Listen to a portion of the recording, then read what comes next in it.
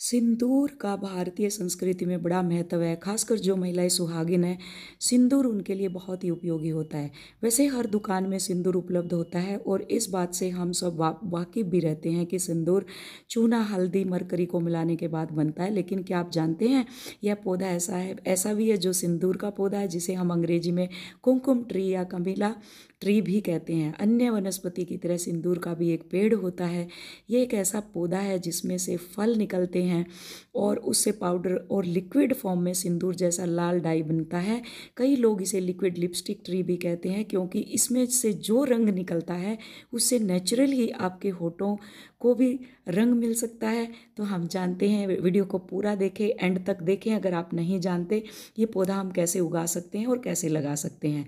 ये पौधा कैसे, सिंदूर का पौधा क्या है और कैसे लगाया जाता है। सिंदूर का पौधा साउथ अमेरिका और कुछ एशियाई देशों में उगाया जाता है। वहीं भारत में यह पौधा महाराष्ट्र और हिमाचल प्रदेश में कुछ गिने चुने इलाकों में ही उगाया जा सकता है। सिंदूर का पौधा आसानी से नहीं देखने को मिलता। इसमें एक पौधे में से एक बार 1 से 1.5 किलो तक सिंदूरी फल निकल सकता है और इसकी कीमत 400 रुपये प्रति किलोग्राम से भी ज़्यादा होती है। कमीला का पेड़ 20 से 25 फीट ऊंचा होता है, यानी अमरूद के पेड़ जितना होता है, और इस पेड़ का भी फैलाव बहुत अच्छे से होता है। सिंदूर से कैसे बनता है, मतलब इस सिंदूर के पौधे से कैसे सिंदूर बनता है, आपको बता दें कि इसके पेड़ के जो फल होते हैं, जो बीज निकलते हैं, उसको पीसकर सिंदूर बनाया जाता है, क्योंकि यह बिल्कुल नेचुरल होता है। इससे कोई नुकसान भी नहीं होता। कमीला के पेड़ को फल गुच्छों में लगते हैं, जो शुरू में हरे रंग का होता है, लेकिन बाद में यह फल लाल हो जाता है, अपना रंग बदल देता है। उन फल के अंदर ही सिंदूर होता है।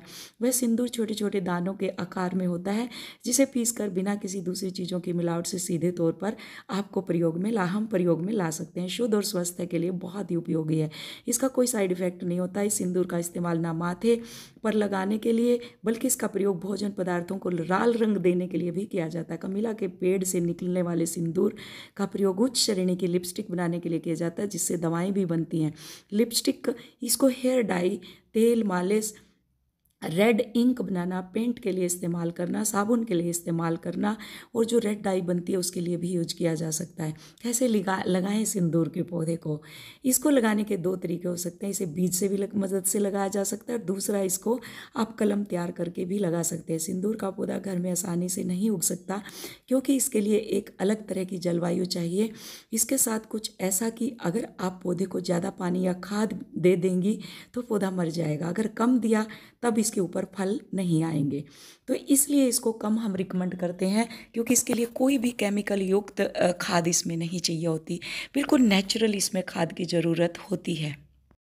आजकल के वातावरण के अकॉर्डिंग हम इसको गमले में भी उगा सकते हैं।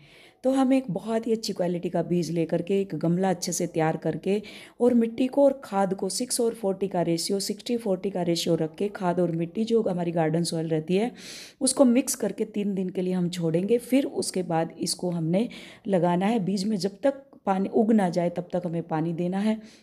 उसके बाद फिर इसको आसानी से आप ग्रो कर सकते हैं। और केमिकल जो हमारा रहता है वो इसमें इस्तेमाल नहीं करना, गोबर की खाद का ही इस्तेमाल करना है, या किचन वेस्ट जो रहता है या पत्तियों की खाद जो रहती है उसी का इस्तेमाल करना है। इसका गुच्छों में फूल लगते हैं, जो फल लगते हैं, जो बहुत ही अट्रैक्ट करते हैं। तीसरा, इसको रोशनी चाहिए होती है बहुत ज़्यादा, इसको धूप की ज़रूरत है। तो अगर आपके पास खुला एरिया है आप उसमें रख सकते हैं, लेकिन गमला भी अगर आपको लेना है तो बड़े वाला गमला इसके लिए आप आसानी से ले सकते हैं, जिसमें आप यूज कर सकते हैं। और स्प्रे में अगर बात करें तो अगर इसके ऊपर कोई भी कीड़े का या फंजीसाइड का आपको इस्तेमाल करना है तो घर के अंदर आपके विनीगर है, आपका जो विनीगर का ही इस्तेमाल करना है, या फिर नीम ऑयल का इस्तेमाल करना है। यही छोटी सी जानकारी थी। Thank you so much video देखने।